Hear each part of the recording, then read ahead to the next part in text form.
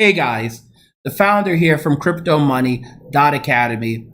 Today I want to resolve a long standing debate of what actually happens when you transfer or receive cryptocurrency, be it on an exchange, on a paper wallet, or hardware wallet, whatever. So I'm going to be using a question from one of my subscribers, and this is what he actually asked. And it's a very good question because I think a lot of people are still confused.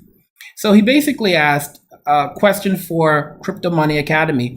He said, I already know that he shouldn't keep that he said, I already know I shouldn't keep all my coins on any exchange, even an FDIC insured exchange like Coinbase.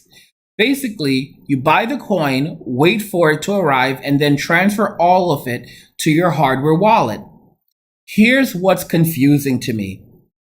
If I transfer all of my coins to my hardware wallet, when the price spikes up and there's no coins on my Coinbase account, will the profit reflect on the hardware wallet?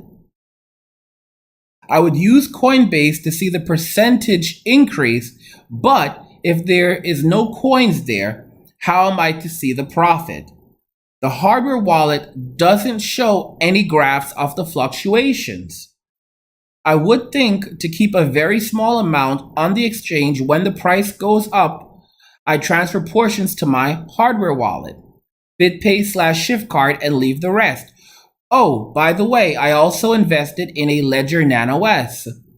It just supports way more altcoins than my Trezor. Need a little help, and I hope you understand what I'm trying to say. Well, definitely, I do understand. I think I understand what you're trying to say, Mr. Alpha. And I want to thank you again for this great question because I think a lot of people run into the same problem where they don't actually understand what is happening. So let me explain what is happening with cryptocurrency. First off, let's go back to what the blockchain is. The blockchain is just basically an online peer-to-peer ledger, okay? So it's an online peer-to-peer ledger. Instead of having a centralized ledger, which has historically been a centralized database, okay, controlled by banks, okay? In this case, this is a public ledger where every transaction gets recorded. And it's an online ledger. This is the blockchain, all right? Now, when you consider that, you have to understand that the cryptocurrency that is being reflected on that blockchain is never being physically taken off that blockchain. I want you to understand that very, very carefully. The cryptocurrency that is being reflected on that blockchain is never being physically taken off that blockchain. The only exception where cryptocurrency will ever actually disappear is in a sense when coins are burned. Because in some cases, when coins are burned, they can actually disappear from the actual total coin amount, the total coins in supply, circulating that exist. But with the exception of that, your coins never actually leave the blockchain. I want you to think about this very carefully, all right? So for example, let's say we have 1 million coins issued, all right? And they're all issued to me. And I send you 100 of those coins, all right? I send you 100 of those 1 million coins issued, okay? Now, I want you to think about this carefully. When I'm sending those coins to you, they're not actually leaving the blockchain. What is happening is that the transactions are being recorded. So it's saying that my account is being debited for 100 and your account is being credited. Your wallet is being credited for 100. I hope you're understanding exactly what I'm saying, okay? So, at no point are those coins actually leaving the blockchain. The entire process is taking place on the blockchain itself. And when we talk about wallets, those wallets are not actually, they're not actually independent of the blockchain.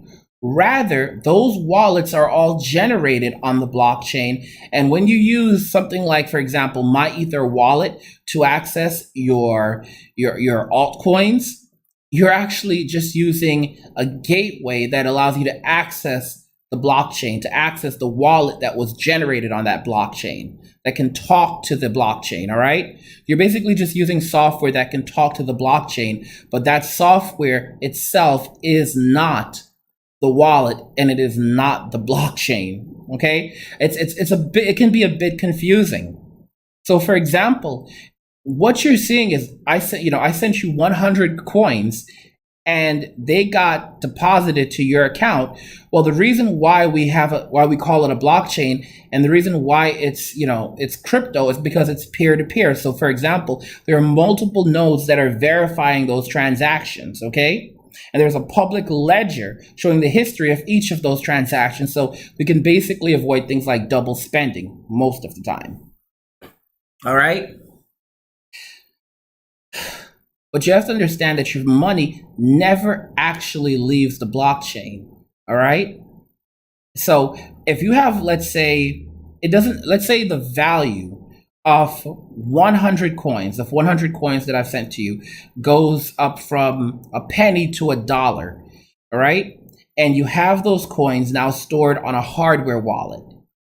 Well, you're asking, so does the value of those coins, can the value of those coins increase on the hardware wallet because they're not on the exchange? Well, you still own those coins are on the blockchain. And even the exchange itself that you're buying and selling those coins through don't actually have those coins physically. Those coins are still technically on the blockchain. What they have is that they have access to those coins that are now being stored under a specific account that they control. Okay? Do you understand? It's a very difficult concept for some people to grasp. So it takes time to wrap your head around it. What you just have to understand is that at no point do your funds actually physically leave the blockchain. All right? A hardware wallet is basically working like this. So for example, you put funds on a hardware wallet. You have 100 coins. You transfer those 100 coins to your hardware wallet. What's really happening is your hardware wallet is generating a wallet on the blockchain, okay? That no one else knows the private key for, all right? So you transfer those funds to the hardware wallet. You don't even know the private key for the hardware wallet, right? And then what you do is you set a password yourself on the hardware wallet. So you make up a password like I love Bitcoin, all right? And whenever you plug in the hardware wallet, you type in your password, and now it unlocks the hardware wallet and you get access to the funds on the wallet. But you have to understand that the hardware wallet in reality is just creating a wallet, a wallet in and of itself on the blockchain that no one knows the password to, no one has the private key for, and then it's putting that behind encryption that can only be unlocked when you enter the password that you've chosen. Okay? So if you have 100 coins, it doesn't matter if you have 100 coins on the hardware, locked behind the hardware wallet, all right, or sitting on an exchange. If they increase in value, because the value of your coins is based around supply and demand. Supply and demand are what determine the value of your coins. Okay, so the value of your coins, it doesn't matter if you have them on a hardware wallet or on an exchange or on a paper wallet. If you have 100 Bitcoins and your Bitcoins go up from $1,000 to $10,000, all right, now they're worth 10,000. Doesn't matter where they're located. As long as you have access to them, you can now move those coins over to a place where you can sell them, typically on an exchange. All right. And again, I definitely do not suggest ever leaving all of your funds on an exchange. It is a very, very dangerous thing to do. There are, of course, times when you might say, well, there are great buying and selling opportunities, and there are. But you don't want to leave all your eggs in one basket. I'm just going to put it that way. And so I'm hoping you guys are beginning to understand a bit of what I'm saying. When you're transferring funds to, for example, to a paper wallet, the paper wallet is just a private key. It's just another public address. Your paper wallet is just another public address, and you're transferring the funds to the public address, and you have a private key to access it, just like you would on the hardware wallet. You have a public address, and you transfer the funds to using the public address, and then it's accessed using the private key. Same thing with a paper wallet. All right.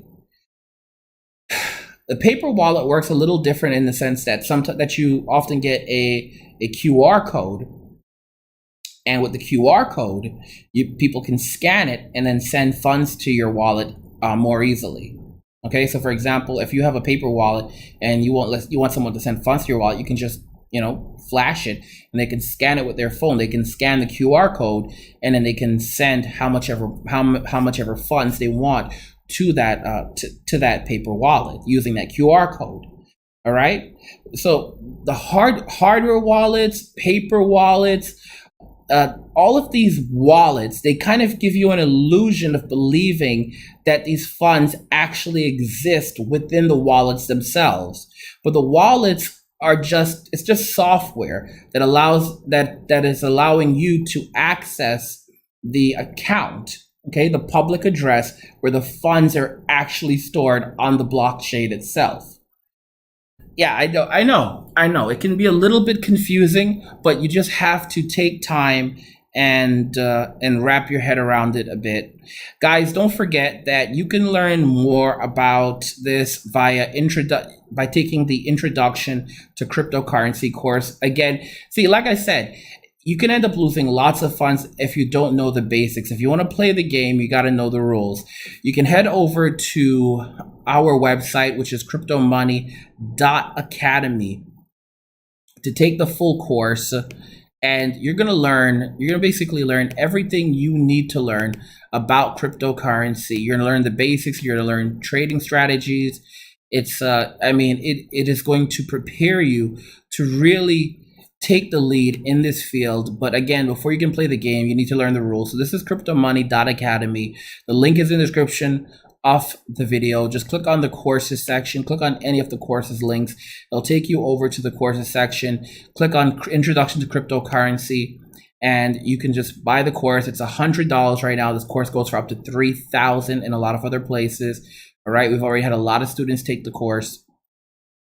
And if you look at the curriculum, you can see, for example, by the end of the course, you're going to understand how cryptocurrency works, how to purchase and use it, and how to store it, and the different kinds of cryptocurrency. And if you look at the curriculum, it shows you what is cryptocurrency, the distributed ledger. So that's the blockchain. You're going to learn about the technology behind that, like I just explained, what gives cryptocurrency value. This section right here basically fills in a lot of those blanks, because a lot of people don't understand this. How was cryptocurrency created? How to store it? There you go. Using cryptocurrency and purchasing cryptocurrency.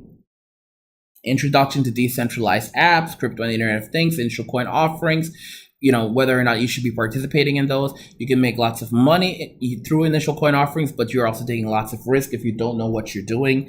You're going to learn about different kinds of cryptocurrency, everything from utility tokens to security tokens. And guess what? Bitcoin and Ethereum are neither of those. And then you're going to also learn about crypto investing strategies and the importance of consistency and persistence, because this stuff, it's not easy. It's not extremely difficult, but it can be very difficult at first because of the learning curve. All right, there's a large learning curve here, large learning curve. So guys, again, you can head over to cryptomoney.academy to take the course. The link is in the description of the video. If you have any questions specifically about anything I explained in this video, please go ahead and ask them in the comment section. And I think I said private address in the tutorial, but it's public address. You have a public address, and then that's where coins are sent. That's where coins are sent to. So people, send coins to that address. They receive coins at the public address, and then you have a private key, and that's how you unlock your wallet. Typically, there are some things called privacy tokens out there as well that also, I believe, have both public and private addresses, which is a little bit weird, but that's a story for another video. Let me know what you guys think. If you enjoyed this video, go ahead and hit that like button. If you didn't like it, you know what to do. And love God, get money, and shit.